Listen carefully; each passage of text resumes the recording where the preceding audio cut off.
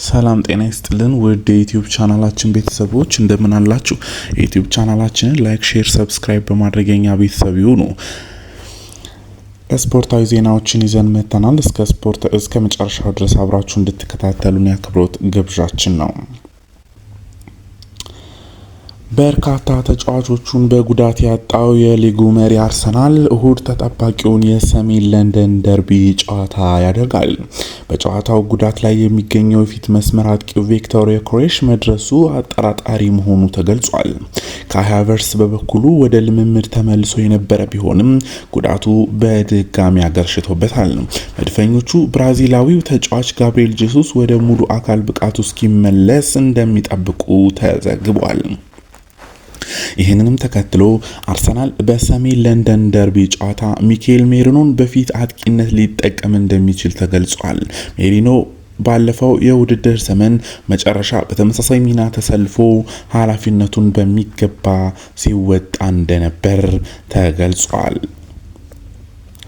የማንቸስተር ዩናይትድ አሰልጣኝ ሩበን አሞሪም ታዳጊ ተጫዋቾቹን ወደ ዋናው ቡድን ለማሳደግ ከነሱ ምን መመልከት እንደሚፈልጉ አብራርተዋል።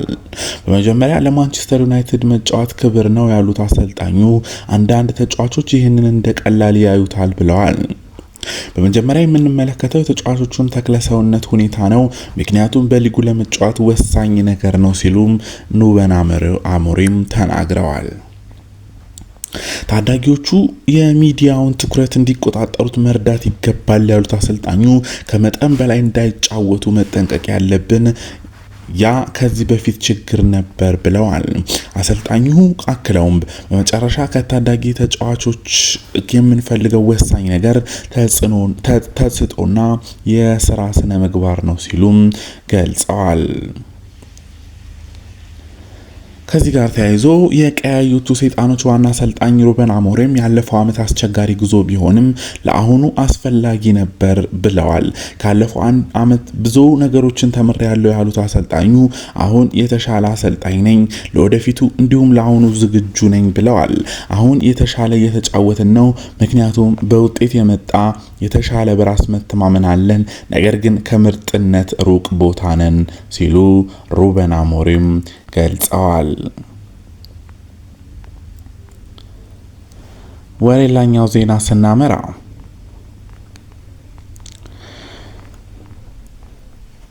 ካፍ የሱዳን ክለቦችን ጥያቄ ተቀብሏል። የሩዋንዳ እግር ኳስ ፌዴሬሽን የሱዳን ክለቦች በሀገሪቱ ሊግ ተመዝግበው እንዲወዳደሩ ፍቃድ መስጠቱ ይታወሳል። ክለቦቹ በሩዋንዳ ሊግ ለመወዳደር ካፍን ጠይቀው የነበረ ሲሆን አሁን ላይ የካፍ ስራ አስፈጻሚ ኮሚቴ ጥያቄውን ተቀብሏቸዋል።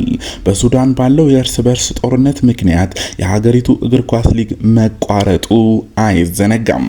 ይህንንም ተከትሎ የሀገራቸውን ሊግ በጋራ 50 ጊዜ ያሸነፉት አልሂላል እና አልሜሪክ በሩዋንዳ ሊግ የሚሳተፉ ይሆናል። ባለፈው የውድድር ዘመን አልሂላል እና አልሜሪክ በሞሪታኒያ ሊግ መሳተፋቸው አይዘነጋም። ሊቨርፑል ሴሜንዮን ለማስፈረም እንደሚፈልግ ተናገረ። የመርሴሳይዱ ክለብ ሊቨርፑል አንቶኒዮ ሴሜንዮን ከበርንማውዝ ለማስፈረም በማጤን ላይ መሆናቸውን ተገልጿል። ሊቨርፑል ከበርንማውዝ ጋር ጥሩ ግንኙነት እንዳላቸው ሲገለጽ ተጫዋቹን የማስፈረም ፍላጎት እንዳላቸው ተዘግቧል። የአንቶኒዮ ሴሜንዮ ውል ማፍረሻ በጥር 65 ሚሊዮን ፓውንድ እንደሚሆን፣ ክረምት ላይ ከ55 ሚሊዮን ፓውንድ እንደሚሆን ተናግረዋል። ማንቸስተር ዩናይትድ እና ቶተንሃም በበኩላቸው ባለፈው ክረምት ተጫዋቹን ለማስፈረም በርንማውዝን ሲያነጋግሩ እንደነበር ተገልጿል። በሌላ በኩል ሊቨርፑል የኢብራሂም ኮናቴን ውሳኔ በመጠባበቅ ላይ መሆናቸው ተገልጿል። ኮናቴ በቀጣይ የሚቀርብለትን ውል ለመፈረም ወይም በነፃ ሊቨርፑልን ለመልቀቅ ውሳኔውን እንደሚወስን ተዘግቧል። ለባርሴሎና ፕሬዝዳንታዊ ምርጫ እጩ የሆኑት ቪክቶር ፎንት የምርጫውን ካሸነፉ ሊዮኔል ሜሲን ለመመለስ ጥረት እንደሚያደርጉ ቃል ገብተዋል። አሸናፊ ከሆንኩ የመጀመሪያ ምደውለው ለሜሲ ነው ያሉት እጩ ፕሬዝዳንቱ እሱን መመለስ አለብን፣ የቻልነውን እናደርጋለን ብለዋል። አክለው የሜሲ ሐውልት ገና ጅማሮ ነው፣ በቂ አይደለም፣ ይህንን ለፖለቲካ ዓላማ መጠቀም የለብንም ሲሉ ማሳስበዋል። ይህንን ሁዋን ላፓርታ በተደጋጋሚ አድርጎታል ሲሉ ተፎካካሪያቸውን ተችተዋል። ፕሬዝዳንት ሁዋን ላፓርታ በቅርቡ በካምፕ ኑ ስቴዲየም ለሊዮኔል ሜሲ ሐውልት ሊገነባ መሆኑን ተናግረው እንደነበር ይታወሳል። ባርሴሎና በ2026 መጀመሪያ ፕሬዝዳንታዊ ምርጫ የሚያደርግ ሲሆን ስፔናዊ ባለሀብት ቪክቶር ፎንት የሁዋን ላፓርታ ብርቱ ተፎካካሪ እንደሚሆኑ ይጠበቃል። የአፍሪካ የ2025 ምርጥ ግብ ጠባቂ በትናንትናው ሰዓት በሞሮኮ እየተካሄደ በሚገኘው የአመቱ ምርጥ ሽልማት ስነ ስርዓት ላይ ይፋ ሆኗል። በዚህ መሰረት ሞሮኮዊው የአልሂላል ግብ ጠባቂ የአመቱ ምርጥ ግብ ጠባቂ በመባል ተመርጧል። ያሲን ቦኑ አልሂላልን ከተቀላቀለ ወዲህ ለሁለተኛ ጊዜ የካፍ ምርጥ ግብ ጠባቂ ሽልማትን ማሸነፍ ችሏል። በሌላ ዘርፍ የአመቱ ምርጥ አሰልጣኝ በመሆን የኬፕ ቨርዴ አሰልጣኝ ቡቢስታ አሸንፈዋል። እንደዚሁ በትናንትናው ምሽት የአፍሪካ የ2025 የአመቱ ምርጥ እግር ኳስ ተጫዋቾች ከሰዓታቶች በፊት ይፋ ተደርጓል። በዚህ መሰረት ሞሮኮዊው የፒኤስጂ የመስመር ተጫዋች አሽራፍ ሀኪሚ የአፍሪካ የአመቱ ምርጥ ተጫዋች በመባል ተመርጧል። አሽራፍ ሀኪሚ በውድድር አመቱ የአውሮፓ ሻምፒየንስ ሊግ፣ የፈረንሳይ ሊግ፣ የዩፋ ሱፐር ካፕ እና ኮንፌዴሬሽንስ ዋንጫዎችን ማሳካት ችሏል። በተጨማሪም ሞሮኮ ለቀጣዩ ዓለም ዋንጫ ውድድር እንድታልፍ አድርጓል። አሽራፍ ሀኪሚ ሙስጠፋ ሀጂ ከ27 ዓመታት በፊት ካሸነፈ በኋላ የአፍሪካ ምርጥ ተጫዋች ሽልማትን ያሸነፈ የመጀመሪያው ሞሮኮዊው ተጫዋች ሆኗል።